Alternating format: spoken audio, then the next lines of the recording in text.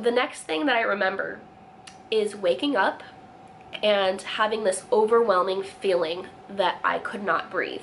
I feel hands grab me and push me down to the bed, and I remember mouthing, "I can't breathe." He's this young guy and he's party boying to all the nurses.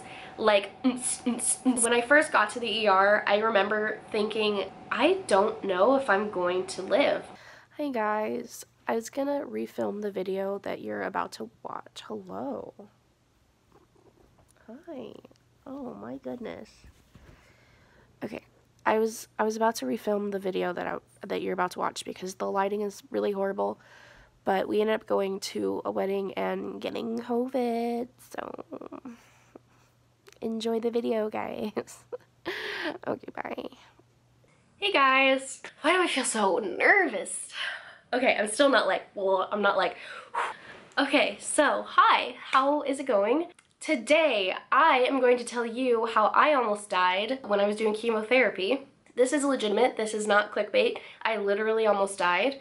They almost had to stop my heart twice with a certain type of medicine, but I'm getting way ahead of myself. Yeah, so please enjoy. I literally don't know how to do this anymore. Okay, so this was in 2016, because I believe I was diagnosed in 2015. So in 2016, November of 2016 to be exact, I was currently in chemotherapy for, okay, wait, let's rewind. In November of 2015, I was diagnosed with acute lymphoblastic leukemia, and from there I started on very extensive chemotherapy treatment. After that certain period of time, I started doing maintenance chemotherapy. Maintenance therapy is used for the following reasons: to prevent or delay the cancer's return, if the cancer is in complete remission after the initial treatment. So at this point in November of 2016, I was in maintenance chemotherapy.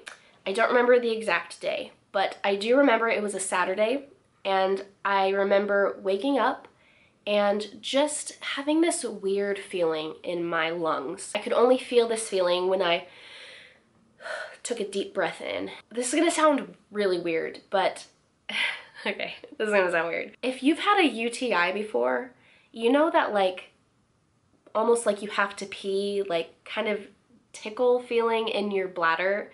That's kind of what it felt like, but in my lungs. That's like the only way I can describe it. And it was only when I took a deep breath and I could feel it just at the end of the breath. And it just, something was just a little bit wrong. But it wasn't so wrong that I was very worried about it at the time. I was just like, that's kind of weird. I should probably let my doctor know.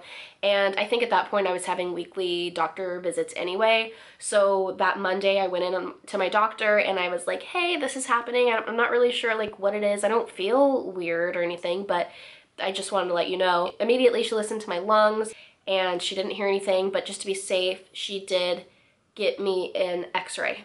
And so I did the x-ray and the x-ray looked perfectly normal and it showed nothing. So she was like, oh, don't worry about it. I'm sure it's just maybe like allergies or whatever. So just like keep an eye on it. So we did.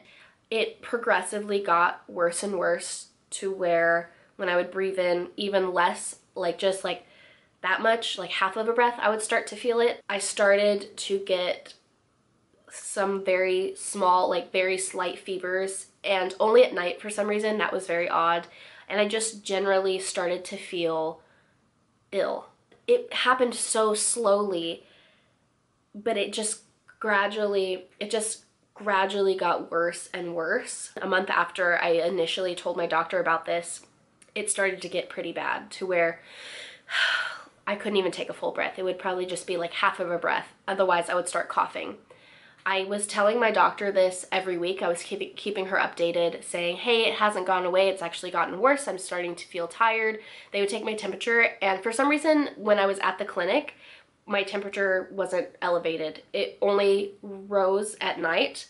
So like when I was sleeping, I would get a temperature. She would listen to my lungs and still hear there was nothing wrong with my lungs, but she did not do another x-ray at that point because she really didn't think it was anything. So about a month in, I was still telling her it was still getting worse, and that is when they started telling me it was probably anxiety and dehydration. So I believed them. I said, okay, and I started taking more of my anxiety medication, and I started drinking a shit ton of water, and it didn't really help. She also at one point prescribed me some steroids, and so she was giving me these steroids, and if you know anything about steroids, they make you very hyper and energetic.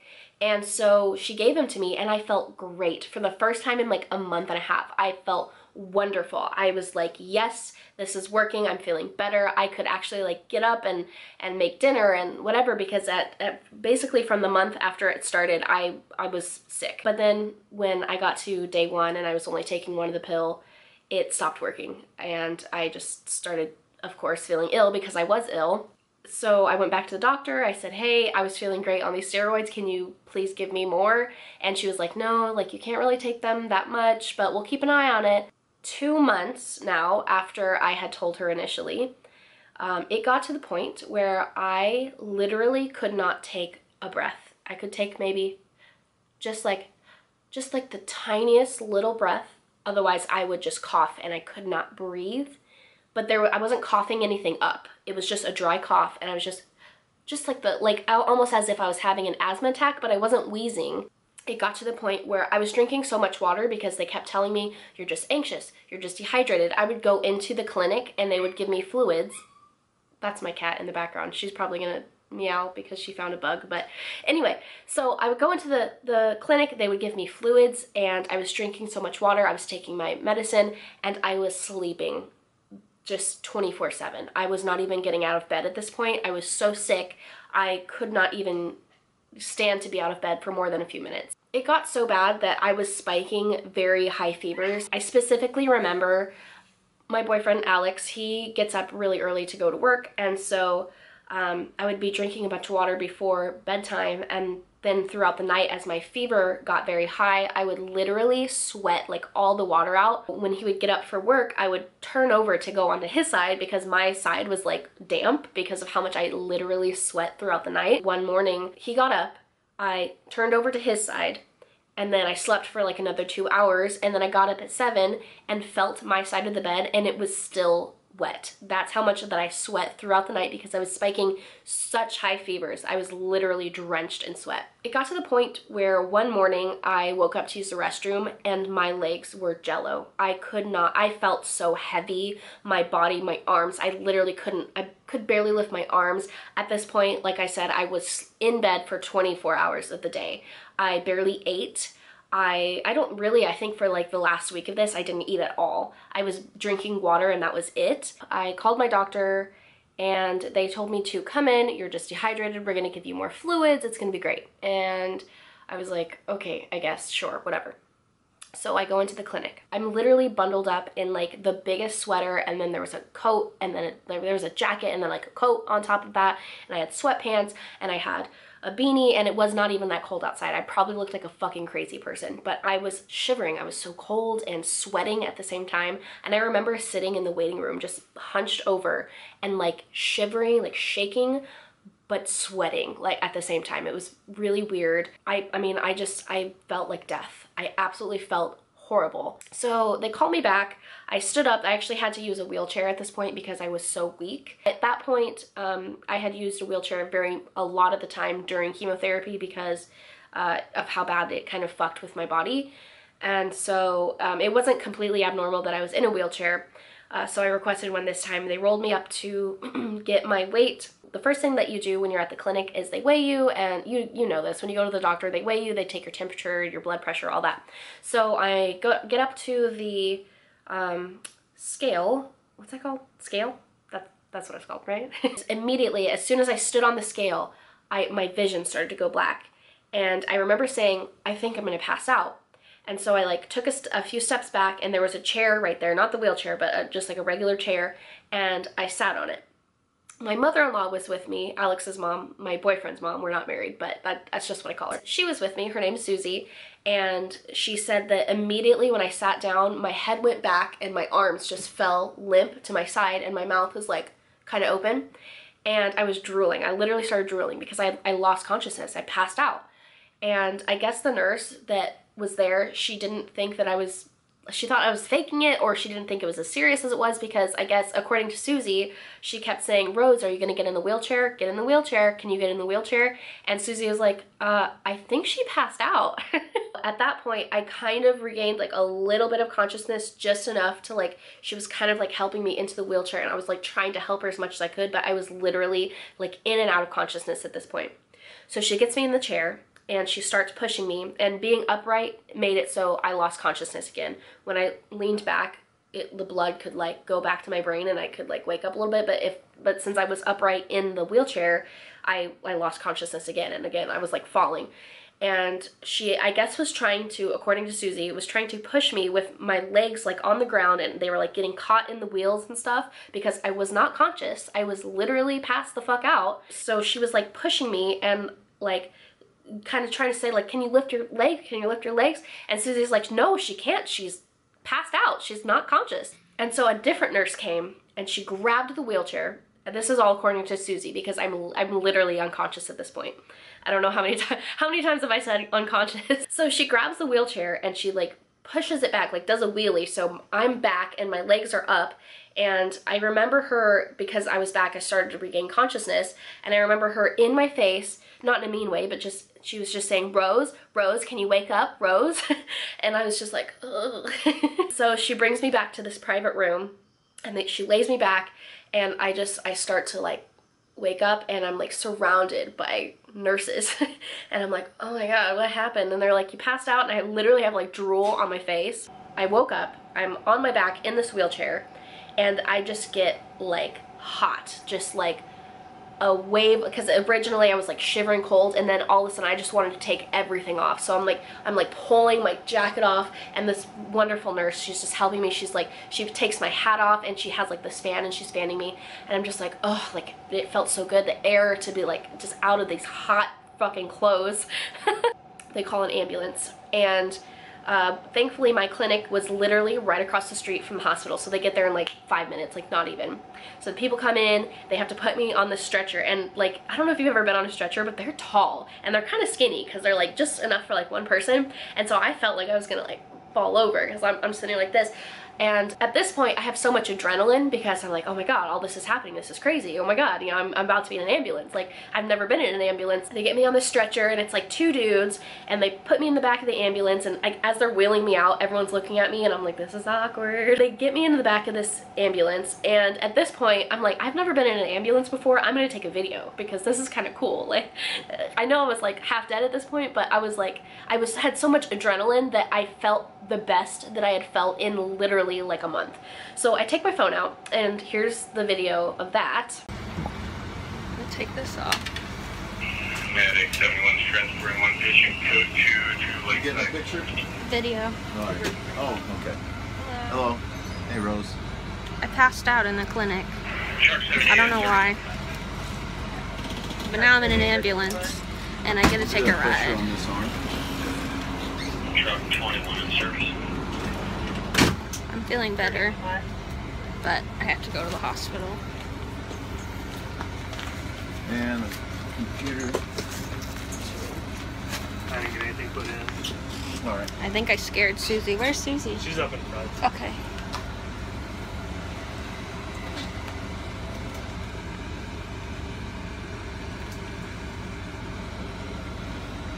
This is weird.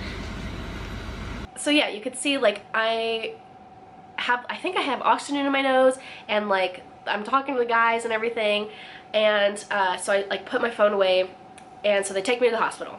My last few drops of adrenaline or whatever energy chemical is just ran out, and I was done for. I literally, from that point on, could not even lift my phone up to my face. They get me in the ER, and from this point it's kind of a blur.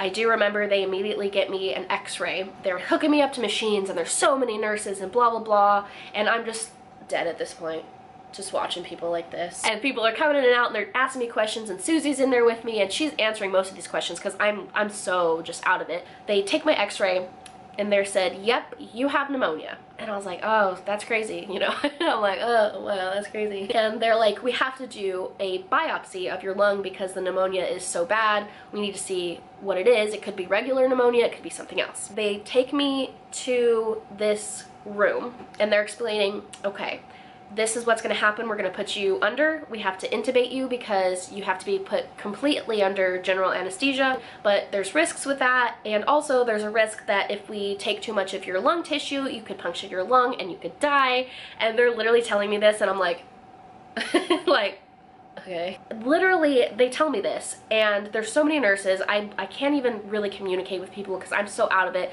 but I hear this nurse, and she's complaining, saying, I needed to be out of here 20 minutes ago, so this is how you do the machine. When he says open, you press this button, and when he says close, you press this button. And I'm like, I'm sitting here thinking, this bitch is being trained to do this crazy kind of risky surgery. It's probably not that risky, but that's how they made me feel at the time.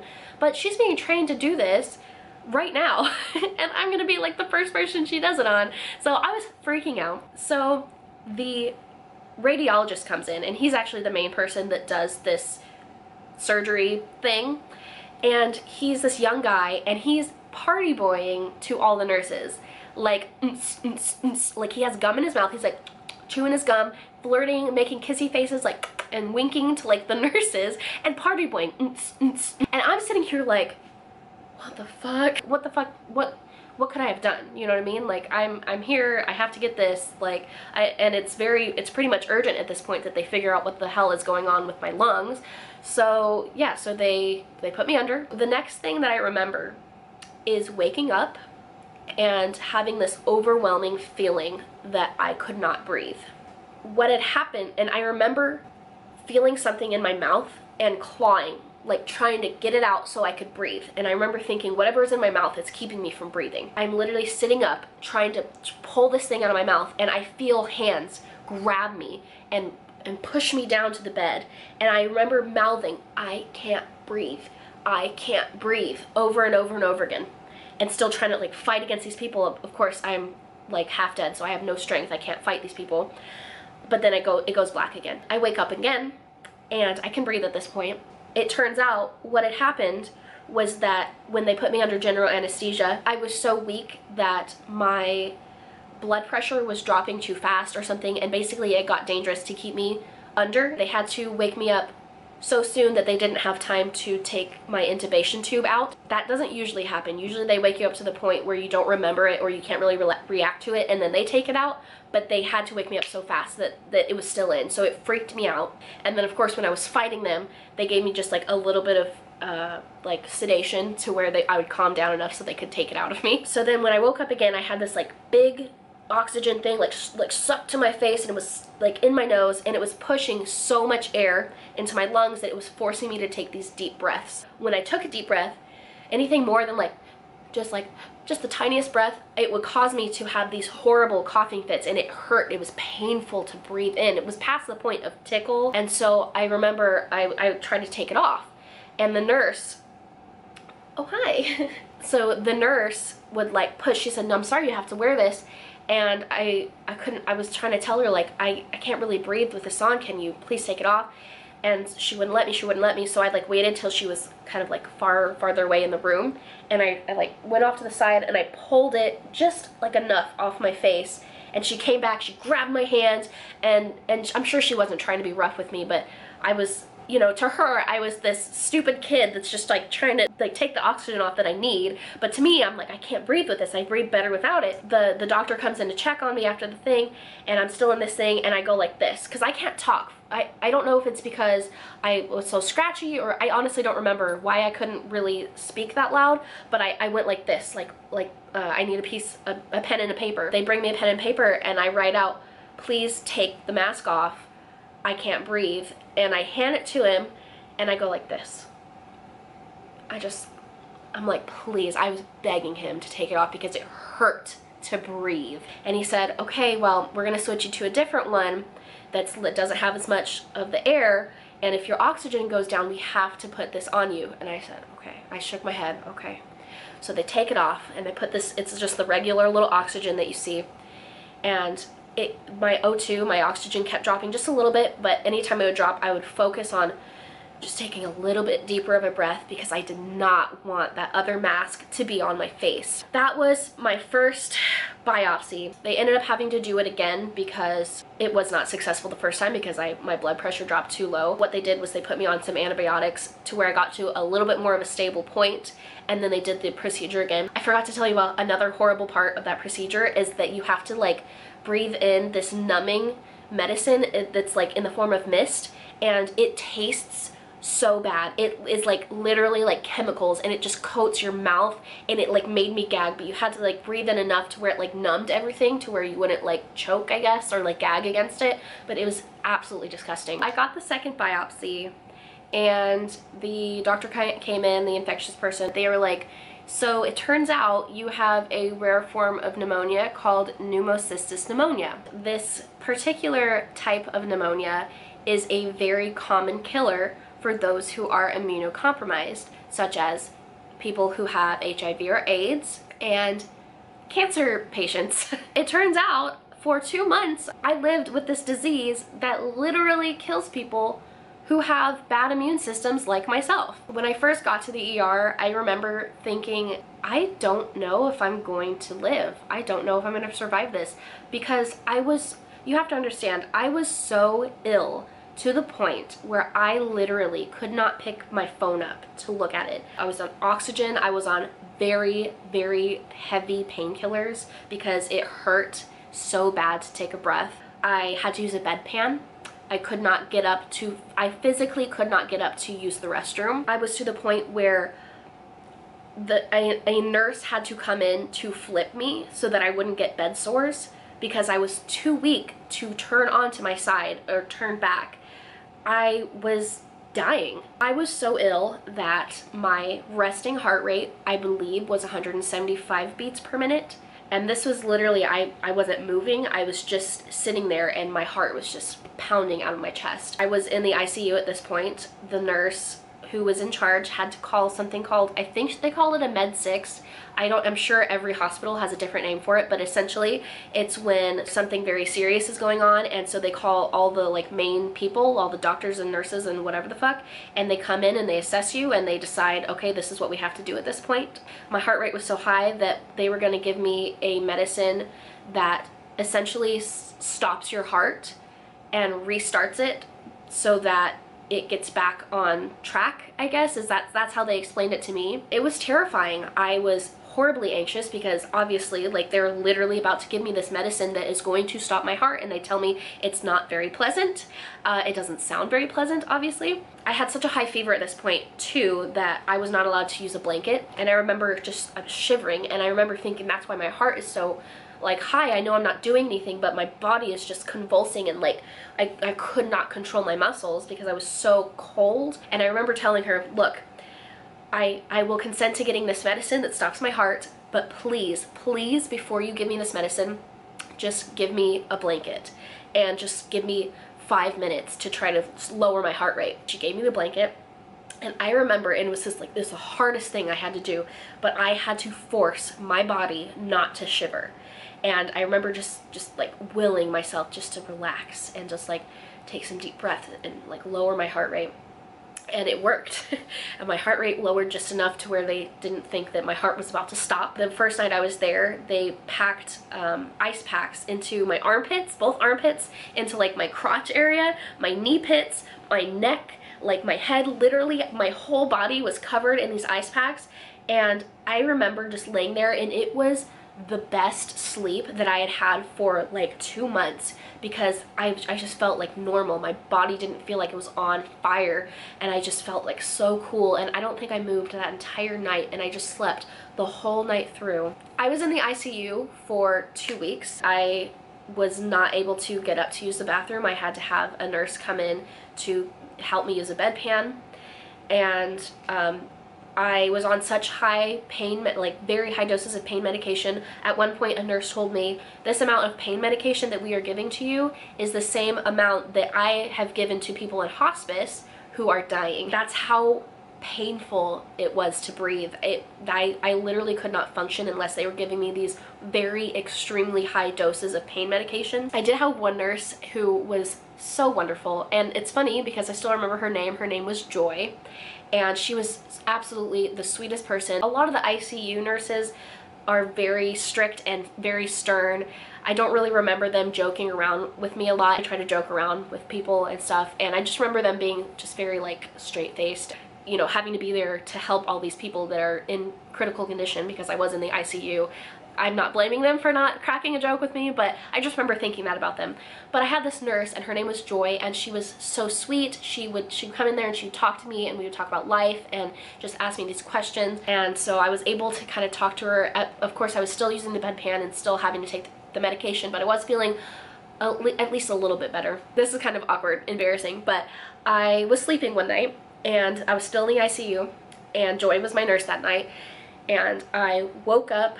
And I remember thinking, oh, I have to pee. Keep in mind, I was in this same hospital for a week out of each month for months straight. So I'm very familiar with waking up in this hospital. And so when I woke up, I remember thinking, oh, I have to pee, and just thinking I'm here for chemo, and start taking off like my monitors and kind of like starting to get out of bed. And I remember feeling like slow, and I'm just like, why can't I breathe?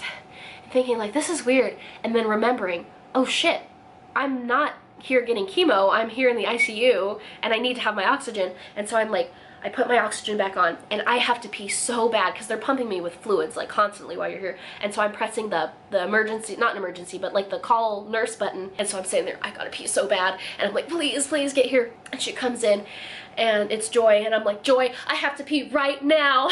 And so she's like, okay, and she runs and she grabs the bedpan and she like throws the blankets off and she shoves it under my ass, and I just piss. I just pee so much. I probably filled the whole bedpan, and like it got all over my butt. That was kind of embarrassing, but she was awesome. She was great. I still remember her, and maybe I'll try to find her on Facebook or something and like reach out and tell her that her happiness and her joking around and stuff just helped in such a shitty time. But yeah, that's that. So I was in the ICU for 2 weeks, and then I was transferred to my regular oncologist ward. At this point, they did not think that I was in critical condition, and I was definitely getting better, but I was not well enough to leave the hospital yet. So I did spend a week in regular hospital wing area. During this week, I had a couple friends visit me. As I mentioned, I was on very high pain medication up until this point, but I remember thinking, I don't know if I need this anymore. And so I told her, hey, like next time I need it, let's not give it to me, and I want to see how I feel. And I was a little bit nervous that I was going to have a withdrawal, but I had no reaction. That was good. That was something that I was very worried about. Eventually, I did get better, and I was released, and during that time, I lost 20 pounds from basically that month before I entered into the hospital to those 3 weeks. So about just over a month and a half, I lost 20 pounds because I was not eating. And the only other thing that it affected was I did have some muscle weakness because basically for the month and a half I was not moving a lot, so they did have a physical therapist come in. The biggest issue that I had from this whole experience was before I had the pneumonia, I was taking Vicodin. It was like a lower dose, and I was only taking half of it, and that's all I would have for my regular chemo pain. After I left the hospital, the next time that I had any sort of chemo pain, I took my little half of Vicodin, and it did nothing. It did absolutely nothing, because unfortunately from that hospital stay, my pain medication tolerance had gone so high up because I was on such a high amount of medication. I did start having to take much higher doses of pain medication. By the end of my chemotherapy journey, I was still on this higher dose, and my doctor no longer felt that I needed to take that anymore. So I basically had to stop pain medication cold turkey. I didn't get any withdrawals. However, I did and do still have a lot of body pain. I ended up having to get a pain management doctor and figure out something that worked for me that was not along the lines of narcotics, because my doctor didn't want me to be on that and I didn't want to be on that. But that's really the only long-term effect that this illness had, was my pain medication tolerance. About a year after this happened, I started feeling the same thing again because I was still on maintenance chemo. I started feeling the same thing again, and I remember telling my doctor, hey, I think it's happening again. And she was like, no, it's so rare that you even got it the first time. There's no way that you have it again. And I remember telling her, I need a lung biopsy. I think it's happening again. Like, please listen to me. And so she gave me the lung biopsy, and sure enough, I had it again. I got it a second time, but thankfully we had caught it this time so early that it had no effect on me. I just took the antibiotics that I needed to take, and I was fine. That is the story of how I literally almost died. That is the closest I have ever been to death. That's my story, and I hope you guys enjoyed it. If you have any questions about this or my cancer journey in general, leave those down below. So yeah, if you're interested in seeing any other videos that I might make, please subscribe to me, and I will see you later. That was awkward. Bye.